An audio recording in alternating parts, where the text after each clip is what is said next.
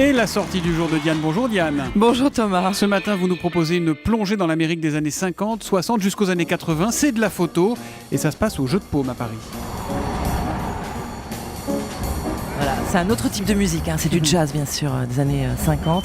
Alors on retrouve effectivement en souriant toute l'ambiance du New York des années 50, 60, 70, sous l'œil malicieux, plein d'humour d'un photographe américain de la même génération que Diane Arbus. Je parle de Garry Winogrand, pas très connu jusque-là, mais dont on découvre ici justement les images en noir et blanc. Alors toujours en mouvement, il n'a pas son pareil pour prendre le tourbillon de la ville, le tourbillon de la vie, de belles américaines, les berlines, oui, et les femmes aussi, on entend presque claquer leurs talons.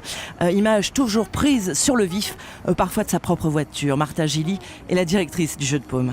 Il photographie cet corps humain qui se balade dans la ville et qui font une sorte de presque des danses, des musiques de jazz, parce qu'il aimait beaucoup les jazz et en fait il parle aussi de ce rapport entre les jazz et ces personnes qui se baladent, qui font leurs courses. Il photographie l'ordinaire, c'est-à-dire la vie quotidienne.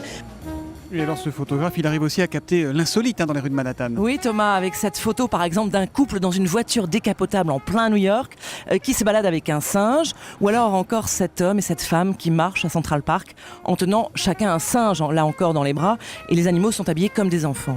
C'est une photo très très connue de Garry Winogrand et qui a été très polémique à l'époque.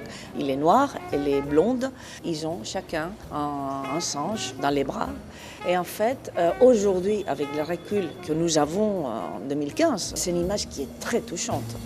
Alors ce qu'il faut préciser, Diane, c'est qu'une bonne partie de ces images sont des tirages posthumes, des photos qu'on n'avait jamais vues. Oui, un tiers de ces 200 photos sont complètement inédites. Il est mort à 56 ans, Winogrand, et il a laissé en effet 7000 rouleaux de négatifs. Vous imaginez, un de ses amis photographes a donc développé des photos qu'il n'avait lui-même jamais vues. Alors on découvre aussi ici ces clichés pris à Chicago, Dallas et à Los Angeles, avec toujours cette fascination pour la société américaine, mais avec un regard plus désenchanté à la fin. Voilà, Winogrand qui est mort en mars 84. Le photographe Garry Winogrand, très belle expo à voir jusqu'au 8 février et c'est au Jeu de Paume à Paris. C'est la sortie du jour conseillée par Diane Chenouda. À demain Diane. À demain Thomas.